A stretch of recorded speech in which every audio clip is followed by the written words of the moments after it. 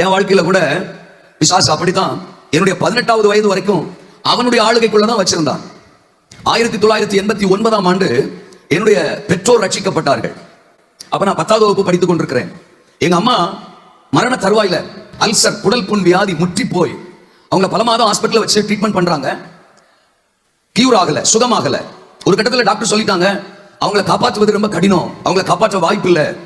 இன்னைக்கு சாயங்காலம் 5 மணிக்கு சொல்றாரு, நாளைக்கு சாயங்காலம் 5 மணி வரைக்கும் தான் அவங்க உயிரோட இருப்பாங்க. இன்னும் 24 மணி நேரம் தான் அவங்களுக்கு டைம். நீங்க காலையில ஆம்புலன்ஸ்ல வீட்டுக்கு தோத்திரம் அவங்க அழைச்சிட்டு போயிடுங்க அப்படின்னு டாக்டர் சொல்லிட்டாரு. எங்க அப்பாவுக்கு என்ன செய்யறதுன்னு தெரியல. பயங்கர துக்கம், வேதனை. சொந்த பந்தங்களுக்கு எல்லாம் தகவல் சொல்றாங்க முதல் நாள் சாயங்காலமே. அப்படி துக்கத்தோட எங்க அப்பா ஹாஸ்பிட்டல் இருக்கும்போது படுத்த படுக்கையா பெட்ல எங்க அம்மா இருக்கிறாங்க.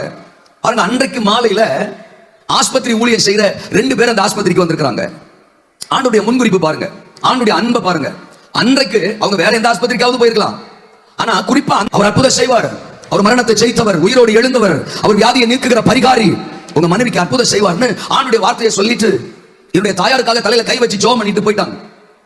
அன்னைக்கு இரவு எங்க அம்மா படுத்த படுக்கையிலே ஆண்டவர் ஏதோ ஒரு வல்லமை என் தாயினுடைய சரீரத்துக்குள்ள இறங்கி இருக்கு, பரிபூரணமாய் சுகமடைந்தார்கள்.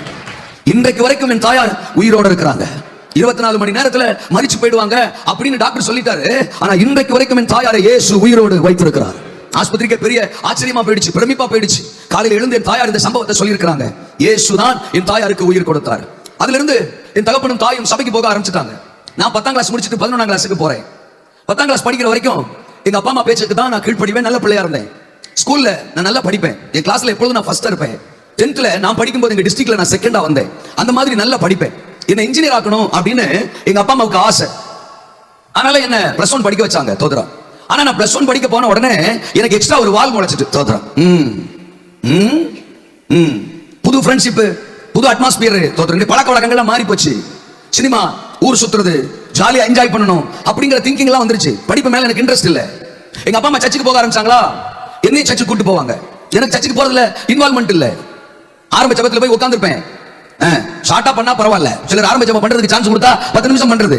இந்த கேப்ல நான் பாட்டுக்கு எந்திரிச்சு போயிருவேன். கண்ணை திறந்து பார்த்தா நான் இருக்க மாட்டேன். பெரிய பிரச்சனையா இருக்கும். சாயங்காலம் ராத்திரி 10 மணி 11 மணிக்கு தான் வீட்டுக்கு வருவேன். இப்படி 2 வருஷம் போச்சு. எங்க பாஸ்டர் என்ன பலமுறை வந்து சந்திப்பாரு. எங்க சர்ச்சில் இருக்கிற வாலிப அண்ணன்மார்கள் என்ன பலமுறை வந்து சந்திப்பாங்க. எங்க பாஸ்டர் கண்டாலே எனக்கு பிடிக்காது. எங்க சர்ச்சில் இருக்கிற யாரை பார்த்தாலும் பிடிக்காது. எங்க அப்பா அம்மா சர்ச்சுக்கு வராங்கன்னா அவளோட விட்டுற வேண்டியதானே, என்ன ஏன் போட்டு படாத பாடு படுத்துறீங்க அப்படின்னு நான் நேருக்கு நேராவே கேட்டிருக்கிறேன். பயங்கரமா பிரச்சனை பண்ணுவேன். இப்படியே போய்கிட்டு இருந்துச்சு. +2 எக்ஸாம் எழுதி முடிச்சேன். பாஸ் ஆவேங்கிற நிச்சயம் எனக்கு சுத்தமா கிடையாது. எங்க அப்பா ரொம்ப வைராக்கியமானவர். +2 எக்ஸாம் முடிச்ச மறுநாள் ஒரு தகர பெட்டியில துணிமணி எல்லாம் எடுத்து வச்சு பெட்டியை தூக்கி ரோட்ல போட்டாரு. ஏண்டா, உங்க அம்மா உயிரோடு இருக்கிறதுக்கு காரணம் யாருன்னு உனக்கு தெரியும். நம்ம சாப்பிடுற அந்த ஒரு சோத்து பருக்கனுடைய அருமை உனக்கு தெரியும். நம்ம குடும்பம் இன்னைக்கு குடும்பமா இருக்குன்னா அதுக்கு காரணம் யாருன்னு உனக்கு தெரியும். இயேசுதான் நம்மளை வாழ வச்சிருக்காரு, உங்க அம்மாவுக்கு உயிரை கொடுத்திருக்காரு, நமக்கு சோறு போட்டு வச்சிருக்காரு. அந்த இயேசுவுக்கு உனக்கு இடம் இல்லையா? உன் வாழ்க்கையில இடம் இல்லையா? சுத்திக்கிட்டு இருக்கிறியா? இயேசு இல்லைன்னா இந்த வீட்டுல உனக்கு இடம் இல்ல. இந்த பாரு, உன் பெட்டி ரோட்ல கிடக்கு.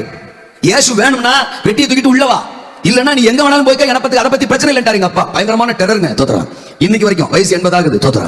அந்த நல்ல தகப்பனுக்காக நான் ஆண்டவருக்கு நன்றி சொல்லுகிறேன். உடனே பெட்டியை கையில தூக்கிட்டு பக்கத்து வீட்டுல பஞ்சாயத்து கூப்பிட்டேன் தோத்ரா. இங்க பாருங்க, இந்த மாதிரி பெட்டியை தூக்கி போட்டாரு எங்க அப்பா. எங்க அப்பாட்ட வந்து சொன்னாங்க, ஏன்னா அவ சாமி பக்தி இருக்க வேண்டியதான், நீங்க பெரியவங்க சர்ச்சுக்கு போங்க, விட்டுருங்க. வாலிப பிள்ளை அவன் எப்பயாவது வந்துட்டு போறான், அவனுக்கு போய் கட்டாயப்படுத்தி பெட்டியை தூக்கி ரோட்ல போட்டீங்களே அப்படின்னு எனக்கு சப்போர்ட் பண்றாங்க. எங்க அப்பா சொன்னாரு, என் சொந்த பிள்ளைன்னு கூட பார்க்காம பெட்டியை தூக்கி ரோட்ல போட்டுருக்கேன். ஆமா, உங்ககிட்ட பேசுறதுக்கு எனக்கு தோத்துறோம், ஆமா அவசியம் இல்லைன்ட்டாரு. ஆனாலும் உங்க அப்பா கிட்ட ஒண்ணும் பேச முடியாது, அவங்க போயிட்டாங்க. நான் ஒரு கையில பெட்டியை தூக்கிட்டு அப்படி வலது கையில அப்படி கையை நீட்டி எங்க அப்பா கிட்ட சொல்றேன், ஏசு இல்லாம நான் வாழ்ந்து காட்டுவேன் அப்படின்னு சொல்லிட்டு பெட்டி தூக்கிட்டு போயிட்டேன். தூரத்துல எங்க சொந்தக்காரங்க இருந்தாங்க, வயசான தாத்தா பாட்டி, அவங்கள்ட்ட போயிட்டேன். எங்க அப்பா அம்மா சர்ச்சுக்கு போயிட்டாங்க, அல்லேலியால போய் சேர்ந்துட்டாங்க, பெந்தகோஸ்தே சபைக்கு போயிட்டாங்க, ஞானஸ்நானம் எல்லாம் எடுத்துட்டாங்க. நம்ம பாருங்க, எங்க தாத்தா சொன்னாரு, நீயாவது தப்பிச்சு வந்தேடா, நல்ல உள்ளடா, நீ நம்ம குடும்பமானத்தை காப்பாத்துறதுக்கு நீ ஒருத்தனாவது இருந்தேடா, சூப்பர்ரா அப்படின்னு எங்க தாத்தா என்னை சேர்த்துக்கிட்டாரு. ஒன்னு நாங்க இன்ஜினியர் ஆக்கிரமடா அப்படின்னு பார்த்தா +2ல நான் ஃபெயில் ஆயிடுவேன் நினைச்சேன். எங்க அம்மா அப்பா பண்ண ஜபமா என்னமோ தெரியல, பாடு மார்க்ல பாஸ் ஆனேன். அதை வச்சுட்டு ஒருத்தர் இன்ஜினியர் காலேஜ்ல சீட் கொடுக்க மாட்டான் தோத்துறான். அதனால எங்க தாத்தா பார்த்தாரு, 10ஆம் கிளாஸ் மார்க்க வச்சு பாலிடெக்னிக்ல சேர்த்தாரு. இவனை எப்படி ஆக்கிரணும் இன்ஜினியரான்னு பாலிடெக்னிக்ல கொண்டு போய் சேர்த்தாரு. நல்லா என்ன படிக்க வைக்கணும்னு ஆசைப்பட்டாரு. ஒரு சைக்கிள் வாங்கி கொடுத்தாரு. அந்த சைக்கிள்ல தான் பேக்கை தூக்கி வச்சுட்டு நான் காலேஜுக்கு போறது வர்றது. காலையில சாப்பாடெல்லாம் செஞ்சு கொடுத்துருவாங்க. நான் கிளம்பி காலேஜுக்கு போற மாதிரி போவேன். பையன் காலேஜுக்கு தான் போறான், நல்லா படிக்கிறான், அவங்களுக்கு பெரிய சந்தோஷம். நான் கொண்டு போய் எங்கேயாவது புத்தகம் முட்டையை போட்டு ஊரை சுத்திட்டு என்னால முடிஞ்ச ஏதாவது சினிமா கினிமா பார்த்துட்டு சாயங்காலம் போல அப்படியே காலேஜ்ல இருந்து வீட்டுக்கு வர மாதிரியே வருவேன். ஒரு 2 மாசம் கழிச்சு காலேஜ்ல இருந்து கார்டு வந்துட்டு, போஸ்ட் கார்டு தோத்துறான் வீட்டுக்கு வந்திருக்கு. உங்க பையன் ஒழுங்கா காலேஜுக்கு வரது இல்ல, வந்து சட்டி வெட்டு வாங்கிட்டு போயிருங்க அப்படின்னு எங்க தாத்தா சொல்லியிருக்காரு. அவன் நான் சாயங்காலம் வரும்போதே சொன்னாரு, எப்பா அங்க வர்றா கார்டு ஒண்ணு வந்திருக்கு, அட்ரஸ் மாத்தி போட்டுருக்காங்கடா. நம்ம ஊர்ல இருந்து 4 பையன் படிக்கல, அதுல வேற ஏதோ வீட்டுக்கு போக வேண்டியது நம்ம வீட்டுக்கு வந்திருக்கா, பாடுறா நீ நல்ல உள்ள படிக்கிற உள்ள ஓம்பேர போட்டு சட்டி வெட்டு வாங்கிட்டு போங்க அனுப்பி விட்டுருக்காங்க அப்படின்னு சொல்றாரு. அப்புறம் ஒரு 2 மாசம் கழிச்சு பார்த்தா திரும்பவும் கார்டு வந்திருக்கு. என்னடா இது பழையபடியும் வந்திருக்க, போய் காலேஜ்ல பாத்துறோம் எங்க தாத்தா போனா அந்த பையன் அங்க இல்ல. அந்த பையன் நான் தான் தோத்துறோம். அவன் காலேஜ்ல இல்லையா, மாட்டிக்கிட்டான். சாயங்காலம் போல வீட்டுக்கு வந்தா பெரிய பஞ்சாயத்து ஆகி போச்சு.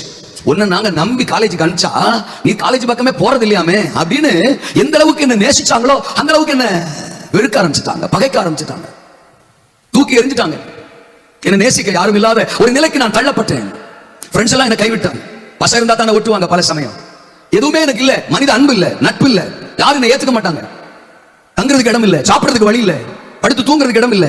ஆனா எங்க அப்பாவும் அம்மாவும் அங்க எனக்காக உபவாசம் பண்ணி ஜெபிக்கிறாங்க. எங்க சபையை எனக்காக ஜெபம் பண்ணுது, எங்க பாஸ்டர் எனக்காக ஜெபம் பண்றாரு. அதுல குறிப்பா எங்க அம்மா வெள்ளிக்கிழமை 3 நேரமும் தண்ணி கூட குடிக்காம முழு உபவாசம் போட்டு ஜெபம் பண்ணுவாங்க. அப்படி ஜெபம் பண்ணும்போது என்ன சொல்லுவாங்களா, விரல் விட்டு சவால் விட்டுட்டு போயிருக்கான் ஆண்டவரே, நீங்க இல்லாம வாழ்ந்து காட்டுவேன்னு. இல்ல இல்ல இல்ல, நீங்க இல்லாம ஒரு நிமிஷம் கூட அவனால வாழ முடியாதுன்னு சொல்றவனா மாத்தி கொண்டு வரணும் ஆண்டவரே. இப்பதானே போன் எல்லாம், அப்பெல்லாம் எந்த கான்டாக்டும் இல்ல, தோத்திரம் நான் தூரத்துல இருக்கிறேன். அவங்க ஜெபம் இங்க வேலை செய்து பாருங்க. நான் எதையெல்லாம் நம்பணும் அதெல்லாம் என்ன விட்டு போயிடுச்சு. படிப்பு என்ன விட்டு போயிடுச்சு, ஃப்ரெண்ட்ஸ் என்ன விட்டு போயிட்டாங்க, எனக்கு பாசம் காட்டின உறவுகள் என்ன விட்டு போயிட்டாங்க. சொந்தக்காரங்க வீட்டுக்கு போனேன்னா அண்ணன் மகன் வந்திருக்கான்னு கூப்பிடுவாங்க, ஏத்துக்குவாங்க. நல்ல ஒரு கறி குழம்பு வச்சு சாப்பாட்டை கொடுத்து, ஆமா ஒரு 50 ரூபா காசை கொடுத்து உடனே சித்தப்பா கூப்பிட்டாரு அப்படின்னு அனுப்பி விட்டுருவாங்க. சித்தப்பா வீட்டுக்கு போனா அதே மாதிரி சோறு, அதே மாதிரி 50 ரூபா காசு உடனே மாமா வீட்டுல கூப்பிட்டாங்க அப்படின்னு அனுப்பிடுவாங்க. என்னடா அது ஒரே கவனிப்பா இருக்கு, ஆனா உடனே சித்தப்பா விடு மாமா விடுன்னு அனுப்பிடுறாங்களே அப்படின்னு யோசிச்சேன். கடைசியில பார்த்தா தான் தெரியுது, இந்த பையல வீட்டுல வச்சிருந்தோம்னா நம்ம பிள்ளைகளை வீணாக்கிடுவான், அதனால சோத்த போட்டு காசை கொடுத்து அவனை கிளப்பி விட்டுருங்க அப்படின்னு அவங்களா ஒருத்தர் பேசிக்கிறது. எங்க தாத்தா பாட்டி வாழ்க ஒரு கிராமத்தையே ரெடி பண்ணி வச்சிருந்தாங்க. அதனால கொஞ்ச நாளைக்கு எனக்கு வண்டி ஓடிச்சு. அந்த சித்தப்பா வீட்டுல 2 நாள், இந்த சித்தப்பா வீட்டுல 2 நாள், இந்த பெரியப்பா வீட்டுல 2 நாள், அத்தை வீட்டுல 2 நாள், இப்படி ஓடிச்சு தாத்தா பாட்டி வாழ்க. அப்புறம் அதுவும் முடிஞ்சு வச்சா என்ன ஏத்துக்கிறதுக்கு யாருமே இல்ல, சேர்த்துக்கிறதுக்கு யாருமே இல்ல. புறக்கணிக்கப்பட்டேன், தூக்கி எறியப்பட்டேன், அநாத மாதிரி எல்லாம் இருந்தும் அநாத மாதிரி மாறிட்டேன். சாப்பாட்டு கூட வழி இல்ல. அந்த வயசுலயே இந்த டிராக்டர்ல வயல்வெளியில குப்பையை ஏத்தி கொண்டு போய் போடுவாங்க. அந்த வேலையில என்ன சேர்த்துக்கங்கன்னு போய் சேர்ந்தேன். அதுல கூட நீ சரிப்பட்டு வர மாட்ட, இந்த வேலையில நீ செஞ்சுக்க மாட்ட அப்படின்னு என்ன சேர்த்துக்க மாட்டாங்க. எல்லாராலையும் புறக்கணிக்கப்பட்டு சாப்பாட்டுக்கு வழி இல்லாம எங்கெங்கயோ படுத்து கிடந்திருக்கேன், அநாத மாதிரி இருக்கேன், பைத்தியம் முடிச்ச மாதிரி ஆயிடுச்சு. எதையெல்லாம் நம்பணுமோ எல்லாம் போயிடுச்சு. உலகத்தின் சிற்றின்பங்களையும் பெருசுபடுத்தணுமே. ஆனா இன்னைக்கு எல்லாரும் இந்த மூஞ்சிக்கு முன்னால காரி துப்புவாங்க. அந்த தகப்பனுக்கு நீ பிள்ளையா, அந்த குடும்பத்தில் நீ பிள்ளையா, நீ எல்லாம் உசுரோட இருக்கிறதுக்கு செத்து போயிடலாம், உன்னால ஒரு பிரயோஜனம் இல்ல, குடும்பத்தோட பேரை கெடுத்துட்டேன், உன்னை படிக்க வச்சவன் தாத்தா பேரை கெடுத்துட்டேன் அப்படின்னு எல்லாரும் என்ன கேவலமா கீழ்த்தரமா அவமானமா நிந்திச்சு பேசுவாங்க. என்னால ஜீரணிக்கவே முடியாது. ஒரு நாள் என்னுடைய எதிர்காலம் பெரிய கேள்விக்குறி, என்னை சுத்தி ஒரு பெரிய இருள், என்னால சகிக்க முடியல, என்னால தாங்கிக் கொள்ள முடியல. தனியா ஒரு இடத்துல இருந்து பயங்கரமா அழுகிறேன். அப்ப என் மனசுல உள் மனசுல ஒரு சத்தம், நீ இருக்கிறதுக்கு செத்து போயிடலாம், நீ இருக்கிறதுக்கு செத்து போயிடலாம், தற்கொலை பண்ணி செத்துரு அப்படின்னு பார்த்தேன். ஒரு கயரை தேடி எடுத்தேன், ஒரு மரத்துல தொங்கிடலாம் செத்து போயிடலாம் முடிவு பண்ணி எந்த இடத்துல சாகலான்னு ஒரு இடத்தை செலக்ட் பண்ணிட்டேன். இன்னும் ஒரு 5 நிமிஷம் 10 நிமிஷம் நான் சாக போறேன். அந்த தருணத்துல there was nobody, அங்க யாரும் கிடையாது, நான் மட்டும்தான் இருக்கேன். எனக்கு ஆண்டவரை பத்தி தெரியும், ஏன்னா எங்க அம்மாவுக்கு அற்புதம் செஞ்சிருக்கிறார்ல. அப்பப்ப நான் சர்ச்சுக்கு போயிருக்கிறேன், ஆண்டவருடைய வார்த்தையை நான் கேட்டிருக்கிறேன். ஆனா என் வாலிபம், என்னுடைய சிற்றின்ப மோகம், உலக ஆசை ஆண்டவருக்குள்ள வர என்ன தடுத்துருச்சு. அவருடைய ராஜ்ய வாசியா நான் மாறுவதற்கு சாத்தான் என்ன விடல. அவருடைய கட்டுப்பாட்டுக்குள்ளேயே, இருளுக்குள்ளேயே, பாவத்துக்குள்ளே, அசுத்தத்துக்குள்ளே என்ன புதைச்சு போடுறதுக்கு தான் அவன் பிளான் பண்ணான். இப்ப நான் தனியா அடுத்த 5 நிமிஷத்துல தற்கொலை பண்ண போறேன். ஒரு பெரிய இருளுக்குள்ள இருந்த மாதிரி இருக்குது. திடீர்னு என்னை அறியாமல் ஒரு சத்தம் எனக்கு கேக்குது, யாரோ என்கிட்ட பேசுற மாதிரி. என் பக்கத்துல யாரும் இல்ல, but I heard a voice.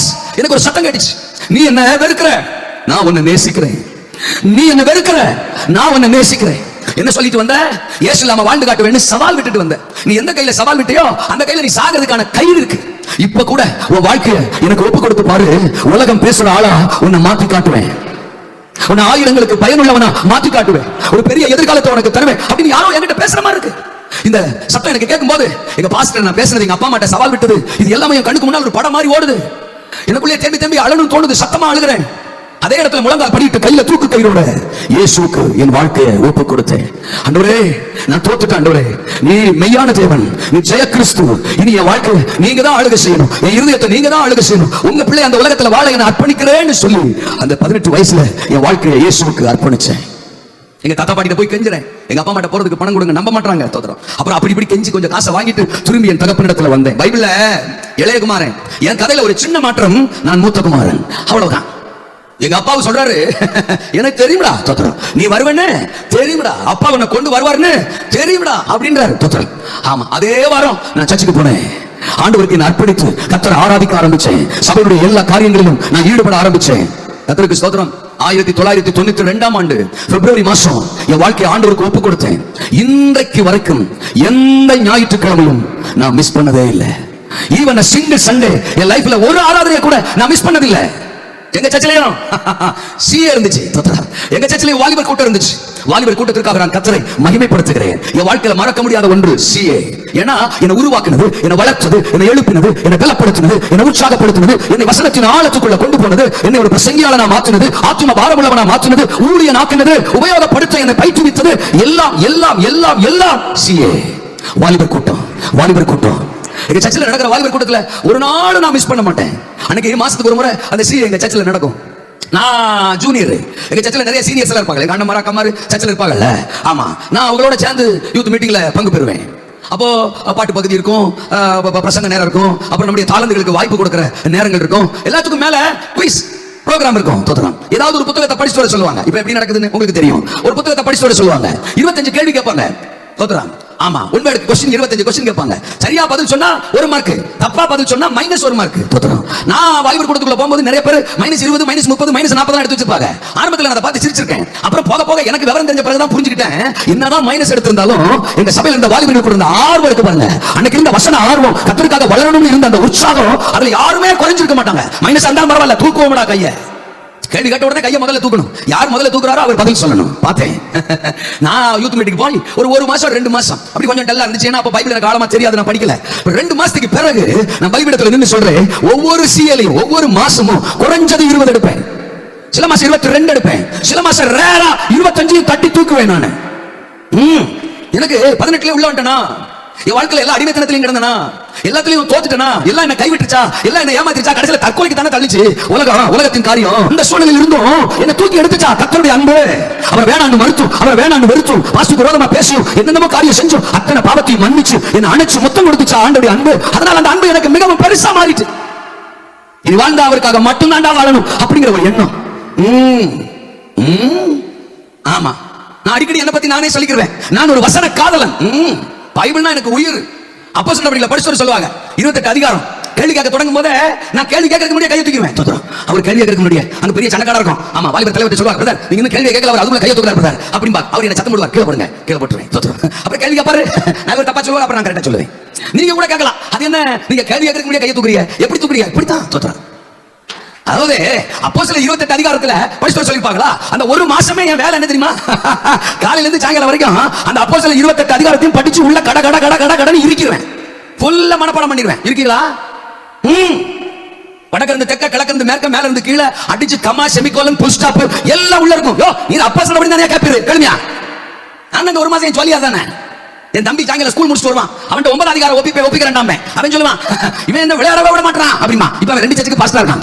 இவன் என்ன விளையாடவே விட மாட்டான். எங்க தம்பி சொல்லுவான், எங்க அம்மா அடுப்பு ஊதிக்கிட்டு இருப்பாங்க, அப்பெல்லாம் குழல் தானே, விறகு அடுப்பு தானே, ஊதிக்கிட்டு இருப்பாங்க. எங்க அம்மாட்ட போய் உங்ககிட்ட 3 அதிகாரம் ஒப்பிக்கிறேன், இவன் சமைக்கவே விட மாட்டான். எங்க அம்மா சமைக்கவே விட மாட்டான். எங்க அப்பா சொல்லுவாரு, மாமக்களை நான் கேட்கறேன்டா அப்படிம்பாரு. உங்க தென்னை அப்படி எங்க அப்பாட்ட போய் ஒப்பிப்பேன், அவர் தூங்கிடுவார். அடிச்சு கிளப்புறது தோத்துறேன். ஒரு வாட்டர் சைக்கிள் ஒன்று எங்க அப்பா வாங்கி கொடுத்திருந்தாரு.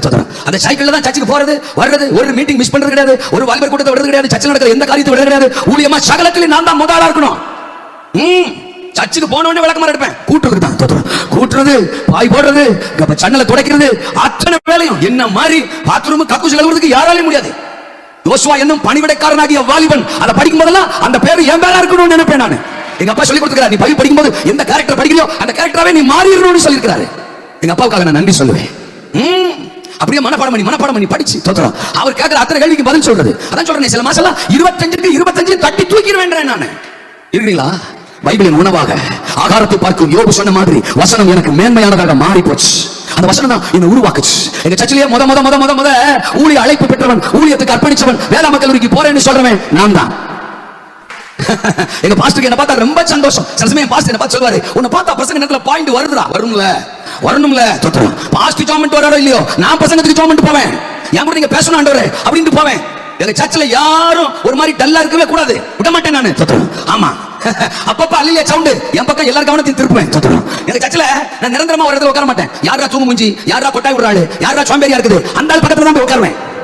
நான் தோத்திரம் முதல் நாள் சனிக்கிழமையே போய் சபையை கூட்டி அத்தனை வேலையும் செஞ்சு காலையில அத்தனை வேலை செஞ்சு தோத்திரம் கையை கழுவிட்டு வரலான்னு போற கேப்ல கரெக்டா அந்த ஃபேனுக்கு வந்து உட்காந்துக்கிறது. தோத்திரம் இருக்கிறது 2 ஃபேன், ஒன்னு எங்க பாஸ்டருக்கு ஒன்னு எங்களுக்கு. தோத்திரம் நான் கையை கழுவிட்டு வரதுக்குள்ள ஃபேனுக்கு உட்காந்துறது. சரி பரவாயில்ல, அண்ணன் பக்கத்துல அட்ஜஸ்ட் பண்ணியாவது உட்காந்துக்கிறோம், உட்காந்து நான் ஆராதிப்பேன்.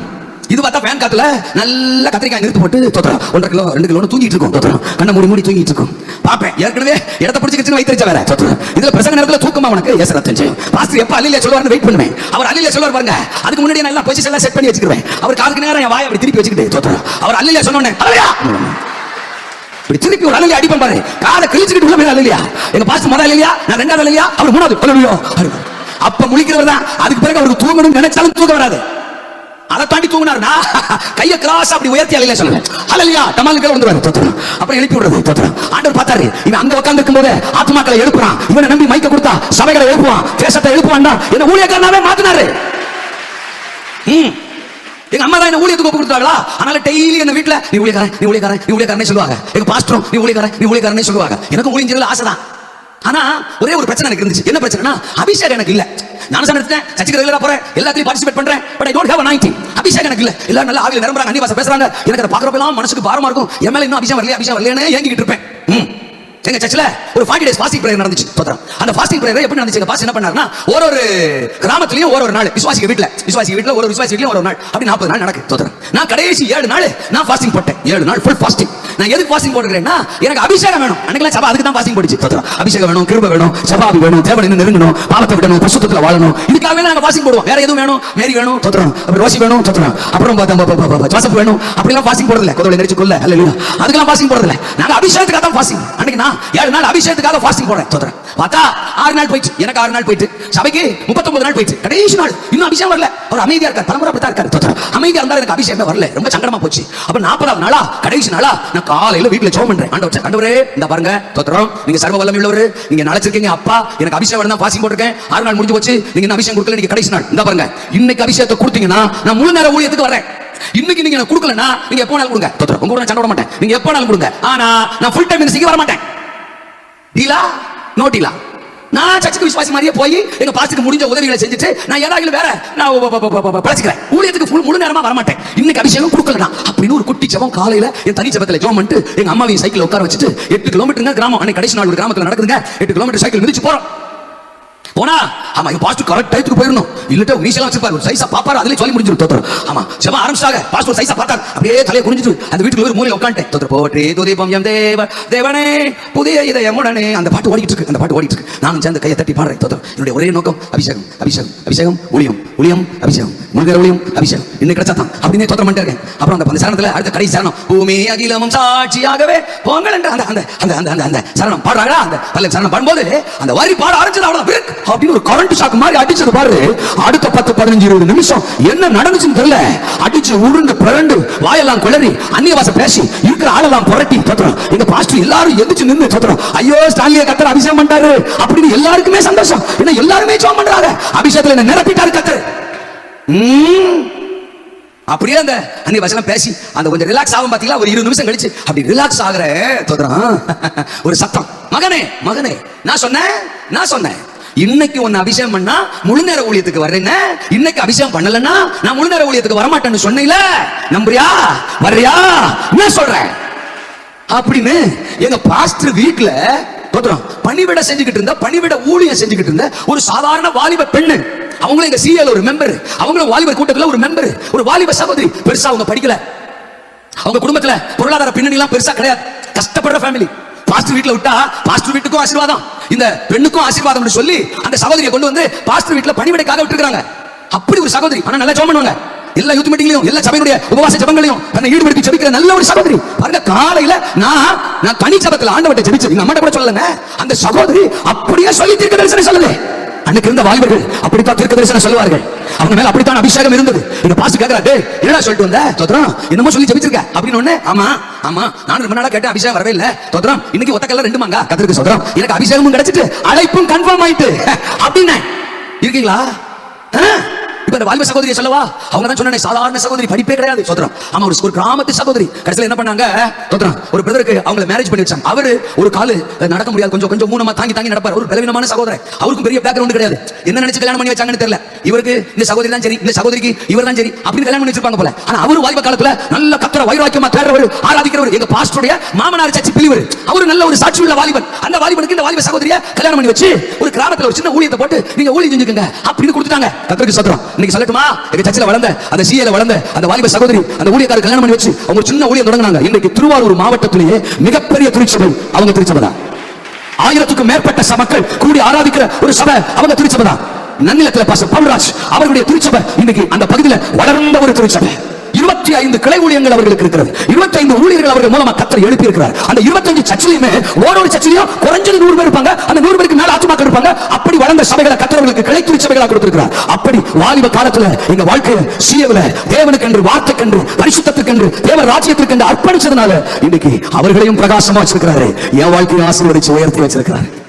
பைபிள் காலேஜ்ல நான் படிக்கிறதுக்கு வந்தேன் தோத்திரம் கலவசல்ல. ஆமா, அப்போ எல்லாம் இன்டர்வியூ வச்சு தான் எடுப்பாங்க தோத்திரம். நான் அப்போ பாத்தீங்கன்னா இன்டர்வியூ அப்ப அந்த இன்டர்வியூல 9 மணிக்கு போனேன். நானு 3 மணிக்கு தாங்க உள்ள போறேன். அது வரைக்கும் கியூல நிக்கிறோம். நான் உள்ள போகும்போது மணி 3 மணி தோத்திரம். அவ்வளவு கூட்டம். உள்ள போற ஆளெல்லாம் பரிதாபமா வெளில வருவான் தோத்திரம். முகமெல்லாம் ஒரு சைஸா இருக்கும். என்ன பிரதர், ரிஜெக்டட் தோத்திரம், ரிஜெக்டட் அப்படி மாதிரி தோத்திரம். அவங்க ஒரு 5-6 பேர் உட்கார்ந்திருக்காங்க. நடுவுல நமக்கு ஒரு சேர போடுறாங்க. ஆளாளுக்கு ஒரு கேள்வி கேட்கறாங்க. ஒரு கேள்வி தப்பா சொன்ன உடனே ரிஜெக்டட்ன்றாங்க. அப்படினா ஆளாளுக்கு சோகமா வெளில வருவாங்க. எனக்கு இந்த வயிறெல்லாம் கரைக்குது. அத்தடி நம்ம என்ன சொல்ல போறாங்கன்னு தெரியல, நம்மளே ரிஜெக்ட் பண்ணிடுவாங்களோ அப்படின்னு தான் உள்ள போறேன். நான் போறேன்னா அதே மாதிரி ஒரு 4-5 பேர் ஃபேக்கல்டில பாஸ் மாதிரி உட்கார்ந்திருந்தாங்க. எனக்கு ஒரு சேர போட்டு உட்கார வச்சாங்க. உட்கார்ந்து பாருங்க. உடனே ஒருத்தர் கேக்குறாரு, ஐயா கேக்குற பாஸ் கேட்டாரு. ஆமா தம்பி, நீங்க ரட்சிக்கப்பட்டிருக்கீங்களா அப்படினாரு. சூப்பர் கேள்வி, அல்லேலூயா சொல்லுங்க. ஆமா, இன்னைக்கு அதெல்லாம் கேட்க வேண்டிய கேள்வி. ஆமெனா? ஆமா. ரட்சிக்கப்பட்டிருக்கீங்களா? ஆமா ரட்சிக்கப்பட்டிருக்கேன்ல. ஆமென், நான் ரட்சிக்கப்பட்டிருக்கேன் அப்படின்னு சொன்னேன். அடுத்து ஒருத்தர் கேள்வி கேட்டாரு. கர்த்தர் உங்களை அழைச்சிருக்காரா? உங்களுக்கு அழைப்பு இருக்கா அப்படின்னு கேட்டாரு. ஆமா கர்த்தர் அழைச்சிருக்கார். அதை எப்படி சொல்றீங்க? வாயால தான் அப்படி சொல்ல முடியாது. அல்லேலூயா சொல்லுங்க. அவங்க பெரிய பாஸ்டர், அவங்கள்ட்ட போய் வாயால தான் சொல்ல முடியுமா? சோத்ரம். ஆமா, எப்படி சொல்றீங்க அப்படின்னு உடனே ஒரு குட்டி ஸ்டோரி அப்படின்னு இப்போ உங்கள்ட்ட சொன்ன பாருங்க. இந்த குட்டி ஸ்டோரி அவங்க கிட்ட சொன்னேன். கர்த்தருக்கு தோத்திரம். இந்த மாதிரி அபிஷேகம் எல்லாம் இருந்துச்சு. காலையில ஜெபம் பண்ணேன், போனேன், கர்த்தர் மேல ஊத்துனாரு அப்படின்னு சொன்ன பாருங்க. அவ்வளவுதான். இன்னொருத்தர் ஒரு கேள்வி கேட்டார். ஸ்டாப் தோத்திரம், no more question, you are selected தோத்திரம் அப்படின்னு என்ன செலக்ட் பண்ணி உள்ள தட்டாங்க. அப்பதான் புரிஞ்சுக்கிட்டேன், அபிஷேகம் ஒரு மனுஷன் மேல இருந்தா அவனை ரிஜெக்ட் பண்ண இந்த உலகத்துல எந்த சக்தியால முடியாது. எந்த மனுஷன் மேல பரிசுத்த ஆவியின் அபிஷேகம் இருக்குதோ அவனுக்கு கனம், அவனுக்கு உயர்வு, அவனுக்கு மேன்மை. இருக்கீங்களா? சின்ன வயசுல நான் கிராமத்துல வளர்ந்தவன். வாலிப சின்ன வயசுல தோத்திரம். அப்படியே டவுசர் போட்டு பின்னால பஞ்சர் ஒட்டி இருக்கும் தோத்திரம். அப்பெல்லாம் நாங்க சின்னதா கிழிச்சு இருந்தாலும் பஞ்சர் ஒட்டி தான் டவுசர் போடுவோம். இப்பெல்லாம் நல்லா இருக்க டவுசர் கூட கிழிச்சிட்டு ஓடுறாங்க தோத்திரம். நாங்களாம் அப்ப கிழிச்சிருந்தா உடனே பஞ்சர் ஒட்டிடுவோம். பஞ்சர் ஒட்டிட்டு அது இடுப்புல நிக்காது. அதை தூக்கி இப்படி பிடிச்சிட்டு தோத்திரம் அப்படியே ஓடுறது. பார்த்தா இந்த ஊருக்கு மேல ஏரோப்ளேன் பறக்கும். உடனே ஏலே நம்ம ஊருக்கு மேல ஏரோப்ளேன் பறக்குறோய் அப்படின்னு ஃப்ரெண்ட்ஸோட சேர்ந்து அந்த ஏரோப்ளேனை விரட்டிக்கிட்டே ஓடுறது. ஊருக்கு வெளியில வரைக்கும் விரட்டிட்டு போயிட்டு போயிடுறா. இனி அடுத்து எப்போ தெரியலடா, வாங்கடா வீட்டுக்கு போவான் அப்படின்னு வீட்டுக்கு வந்தவன் நானு. ஓட்ட டவுசரை போட்டு ஓடிக்கிட்டே ஏரோப்ளேனை விரட்டின என்ன இன்னைக்கு அதே ஏரோப்ளேன்ல பல டைம் பல பட்டணங்களுக்கு பல தேசங்களுக்கு அவருடைய ராஜ்யத்தின் வார்த்தையை அறிவிக்கிற ஊழியனா என்ன உயர்த்தி வைத்திருக்கிறது. அபிஷேகம், அர்ப்பணிப்பு, சபையை நேசிச்ச நேசம், சிஏவின் மேல இருக்கிற பற்று, வாலிபர் கூட்டத்தின் மேல இருக்கிற வைராக்கியம், வசனம், ஆவியானவர், அபிஷேகம், பாஸ்டர், ஊழியம், பணிவிட, அவைகளுக்கு எல்லாம் என்னை விட்டுக் கொடுத்த வாழ்க்கை இன்னைக்கு என்ன? இதே சிஏவில நானும் ஒரு நாள் ஒரு மூலையில உட்கார்ந்து பிரசங்கம் கேட்டவன். ஒரு மூலையில உட்கார்ந்து எனக்கு முன்னால இருந்து 6 இடத்துல பாசுமார்களை பார்த்து ரசிச்சவன். இன்னைக்கு அதே சிஏ மேடையில உங்களுக்கு முன்னால ஒரு சாட்சியின் பாத்திரமா என்னை கொண்டு வந்து நிறுத்தி இருக்கிறாரு. இதை விட உனக்கு என்ன வேற சாட்சி வேணும்?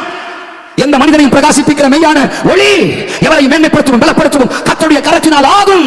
இந்த உலகம் உன்னை பார்க்கிற பார்வை வித்தியாசமா இருக்கலாம். சாத்தானை பார்க்கிற பார்வை வித்தியாசமா இருக்கலாம். ஏதோ ஒண்ணுல உன்னை அடிமைப்படுத்தி உன்னை லாக் பண்ணி காதல்ல, இச்சையில, உலகத்துல, அசுத்தத்துல, தேவைகள்ல, பலவீனத்துல, போராட்டத்துல, தரித்திரத்துல, வியாதியில, பயத்துல, ஏதோ ஒண்ணுல உன்னை அடிமைப்படுத்தி கட்டி வச்சு செயல்பட முடியாதவனா தள்ளிடலாம். அது சாத்தானுடைய தந்திரம். ஆனா ஆண்டவர் உன்னை பார்க்கிற பார்வை விலையேற பெற்றது, வித்தியாசமானது. நீ அவருக்காக எழும்பணும், பிரகாசிக்கணும். அதுதான் உன்னை குறிச்ச தேவனுடைய திட்டம். இருக்கீங்களா? ஆண்டவருக்கு ஆண் இல்ல, பெண் இல்ல, ஆண் என்றும் இல்லை, பெண் என்றும் இல்லை, யூதன் என்றும் இல்லை, குரேக்கன் என்றும் இல்லை. எந்த மனுஷனையும் ஆண்டவர் பயன்படுத்துவார்.